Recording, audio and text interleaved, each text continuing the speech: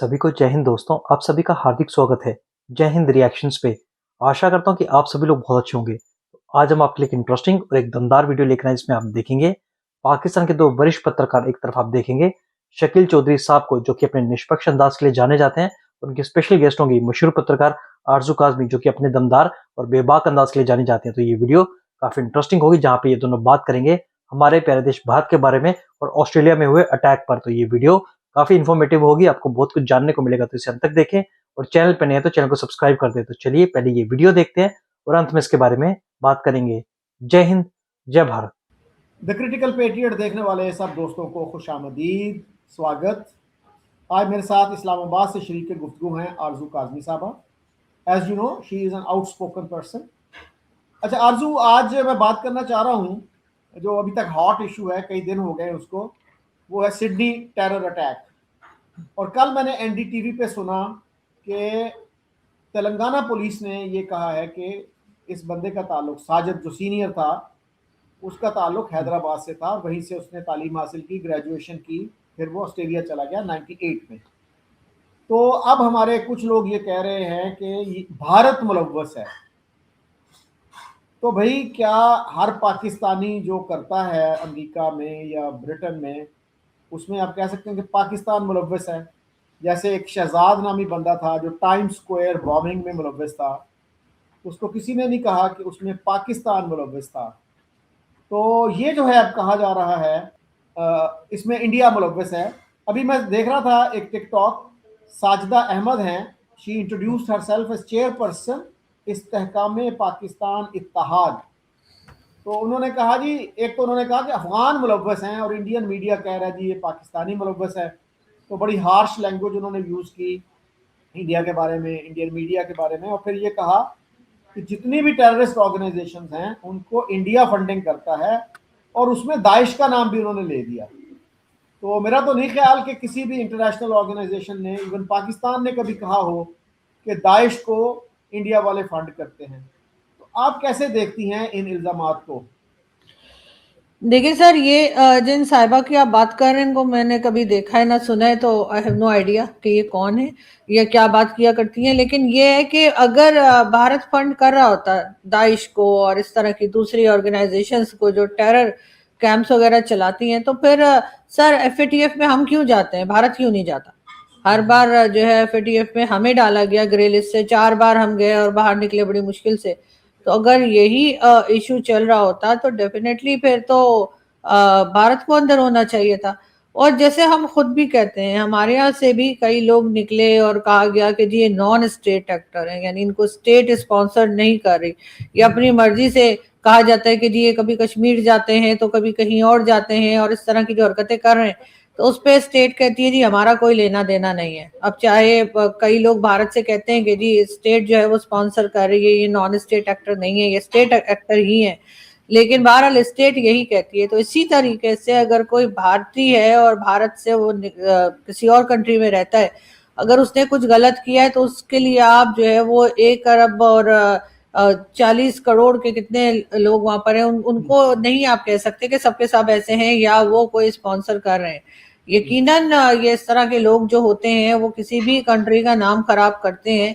अगर हम ये मान भी लें कि वो पाकिस्तानी ना होकर उनकी जो आइडेंटिटी जब निकली है वो उनकी इंडियन निकली है, लेकिन सर एक चीज तो वो नहीं बदल सकते, और वो मुसलमान होना है कि वो मुस्लिम थे।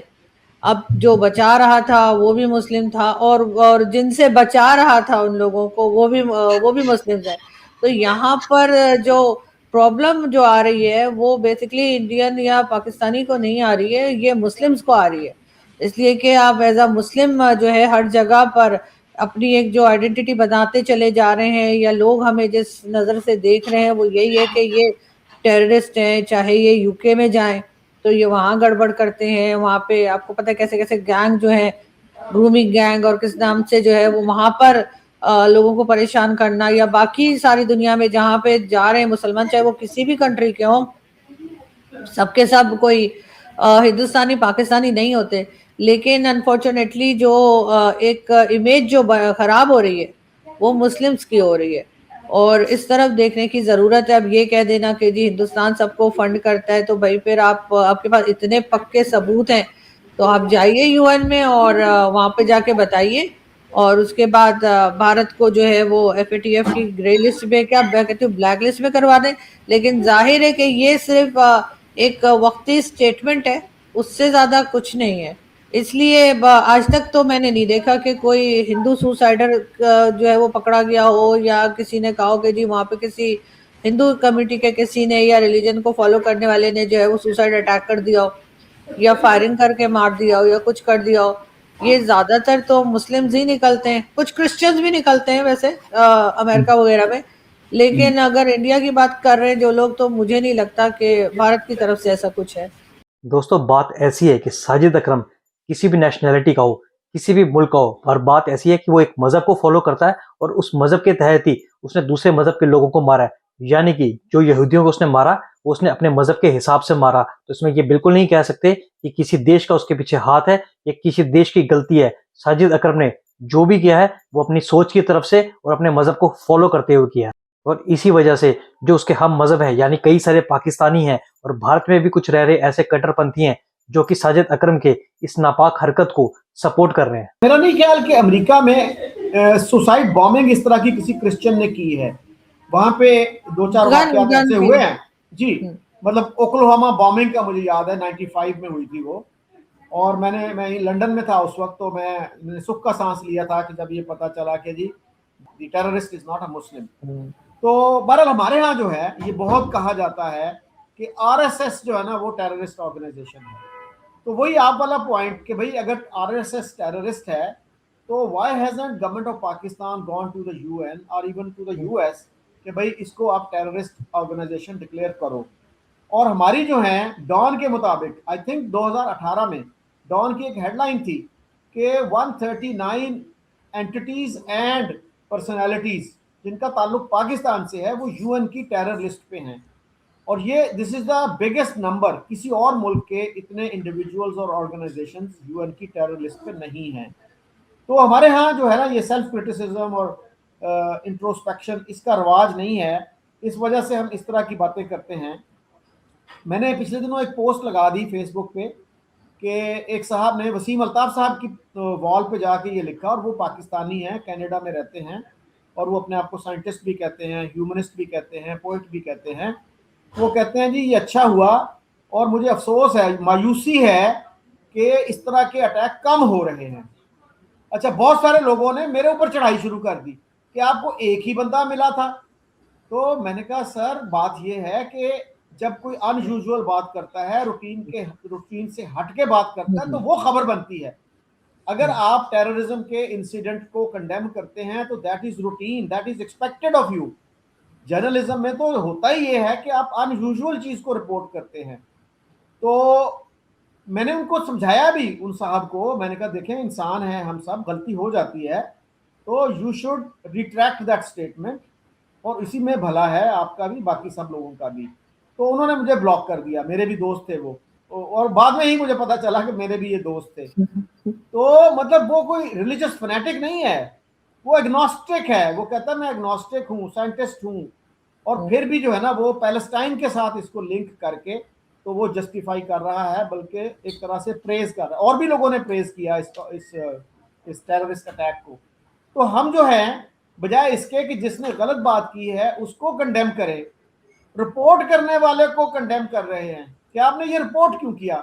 وہ بھائی جو اصل مسئلہ ہے, جو مائنڈ سیٹ ہے, اس کو کیوں نہیں ایڈریس کر رہے, کہ آپ کیوں نہیں مانتے کہ ہاں ہمارے ہاں ایسے لوگ ہیں, ان کو ریفارم کرنے کی ضرورت ہے, ان کو سمجھانے کی ضرورت ہے, ایجوکیٹ کرنے کی ضرورت ہے.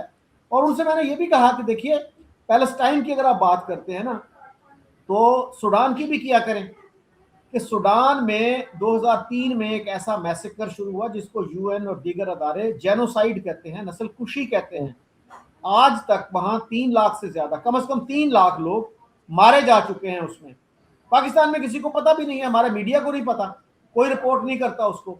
تو ان سے میں نے یہی کہا, میں نے کہا اس کو کہتے ہیں سلیکٹیو آؤٹریج, اس کا کوئی فائدہ نہیں ہے, آپ پوری سچویشن کو پوری اس کو سمجھیے. ہمارے ہاں آؤٹریج کا مطلب یہ ہوتا ہے کہ اگر کسی مسلمان کو کسی نان مسلم نے مارا تو وہ بڑی خبر ہے, وہ آؤٹریج کا باعث بنتی ہے.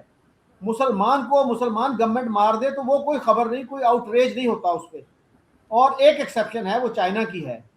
تو آپ کیسے دیکھتے ہیں ان ڈبل سٹینڈرڈز کو, اس سلیکٹیو آؤٹریج کو؟ دیکھیں سر, یہ ڈبل سٹینڈرڈز نہ ہوتے تو پھر ظاہر ہے کہ پھر پاکستان شاید بنتا ہی نہ. ہم نے جو پاکستان کریٹ کیا وہ انہی ڈبل سٹینڈرڈز کی وجہ سے ہی کیا کہ ایک طرف ہم کہتے ہیں کہ ہم کسی بھی ایسے لوگوں کے ساتھ نہیں رہ سکتے جو ہمارا ریلیجن فالو نہیں کرتے. اب اس میں کیونکہ وہاں پہ میجورٹی ہندو کمیونٹی کی تھی تو ہم نے ہندوز کا نام لگا دیا, اور اس کے بعد ہم نے کہہ دیا جی ہم تو رہ نہیں سکتے. جبکہ جو ڈبل سٹینڈرڈز ہمارے یہ ہیں کہ کیونکہ چائنا ہمیں فنڈ کرتا ہے, چائنا نے ہمارے ساتھ سی پیک شروع کیا, اب چاہے وہ کمپلیٹ ہوا اور نہ ہوا, اس کے نام پر ہم نے بلین آف ڈالرز ہمیں ملے. تو چائنا سے ہمیں کوئی پرابلم نہیں ہے, چاہے چائنا کسی بھی خدا کو نہ مانے. تو چائنا ہمارا سب سے قریبی جو ہے وہ دوست بھی مانا جاتا ہے جی. چائنا اور ہماری دوستی جو ہے وہ پہاڑوں سے اونچی اور سمندر سے گہری اور پتہ نہیں کیا کیا بولتے ہیں. اور دوسری طرف ہندوستان ہے, ہندوستان ہمیں 1 ٹکا نہیں دیتا. ٹھیک ہے, ہندوستان کے ساتھ تھوڑا بہت جو ہماری ٹریڈ چل رہی تھی وہ بھی بند ہو گئی ہے. تو ہندوستان نے یہاں پہ کوئی پروجیکٹ وغیرہ بھی نہیں شروع کر رکھے جس کے نام پر ہمیں پیسہ ملے. تو ہندوستان جو ہے وہ ہمارا سب سے بڑا دشمن ہے, ورنہ کوئی اور کسی اور کو افغانستان کو جو کہ بھارت سے زیادہ ہماری مار لگاتا ہے اس کو ہم اپنا سب سے بڑا دشمن نہیں گنواتے. ہم کہتے نہیں وہ ہمارا بھائی ہے, وہ بھٹک گیا ہے, وہ صحیح ہو جائے گا, وہ ہمارے ساتھ ہے. ایک زمانے میں تو 5 صوبہ بنانے لگے تھے, کیا کچھ کرنے لگے تھے. تو ہمارے ساتھ جو ہے وہ یہ ایشوز جو ہے وہ ہمیشہ سے رہے ہیں, اور ہمارے ڈبل سٹینڈرڈز بھی رہے ہیں. ظاہر ہے کہ ایک طرف ہم پیسہ جو ہے ہمیں جہاں سے ملتا ہے ہم اس طرف ہو جاتے ہیں, چاہے وہ چائنا ہو یا کوئی بھی ہو. تو پھر سر اس پہ تو بالکل حیران ہونا ہی نہیں چاہیے. پاکستان اور پاکستان کے لوگ تو اکثر ہی جو ہے وہ ڈبل سٹینڈرڈز پہ رہتے ہیں, اور وہ اس بات کو ٹھیک بھی سمجھتے ہیں, اپنے حساب سے چلتے ہیں, مطلب موقع کے حساب سے. جدھر سے فائدہ ہو رہا ہے تو اس طرف کی بات کر دیں گے, نہ کوئی لاجک لائیں گے, نہ کوئی ان کی بات میں کسی قسم کا کوئی وزن ہوتا ہے کہ ایسا کیوں ہے. اب بڑے خوش ہو رہے ہیں, بڑا ڈھول بج رہا ہے کہ جی وہ جو ٹیررسٹ تھے وہ ہندوستانی نکلے. اچھا جی چلے نکل آئے, لیکن اب آپ دوسری بات پہ بھی تو آ جائیے نا کہ بھائی وہ مسلمان بھی تو نکلے. تو اب کیا کہیں گے کہ کیا مسلمز اس طرح کے ہیں, کیا مسلمز اس طرح کے اٹیکس کرتے ہیں, ایسے بے گناہوں کو مارتے, تو وہاں آواز نہیں نکلے گی. تو جب تک ہم ان چیزوں کے اوپر کوئی توجہ نہیں دیں گے, ان چیزوں کو ٹھیک نہیں کریں گے, مجھے نہیں لگتا کہ کہیں پر بھی کچھ بہتری آ سکے گی. دوستوں آشا کرتا ہوں کہ ویڈیو کو آپ نے انت تک دیکھا ہوگا, اور جس طریقے سے آرزو کاظمی اور شکیل چودھری صاحب نے اپنے دمدار انداز سے پاکستان کو ایکسپوز کیا, اور خود کے جو مذہب کے ٹھیکیدار ہیں ان کو بھی پوری طرح سے ننگا کر کے رکھ دیا, اور یہ بھی کہا کہ پاکستان کے ڈبل سٹینڈرڈز ہیں اور نہ ہی ان کی باتوں میں کوئی لاجک ہوتا ہے. وہ دیکھ کے آپ کو کافی مزہ آئے ہوگا. اگر آپ کو ویڈیو پسند آئی ہے تو اسے لائک اور شیئر ضرور کریں, اور اپنے وچار ہمیں کمنٹ سیکشن میں لکھ کر ضرور بتائیں, اور ایک بار پھر چینل پہ نہیں ہے تو چینل کو سبسکرائب کر دیں. تو چلیے پھر ملیں گے ایسی کسی امپورٹنٹ اور نالجبل ویڈیو میں. تب تک اپنا دھیان رکھیے. جے ہند, جے بھارت.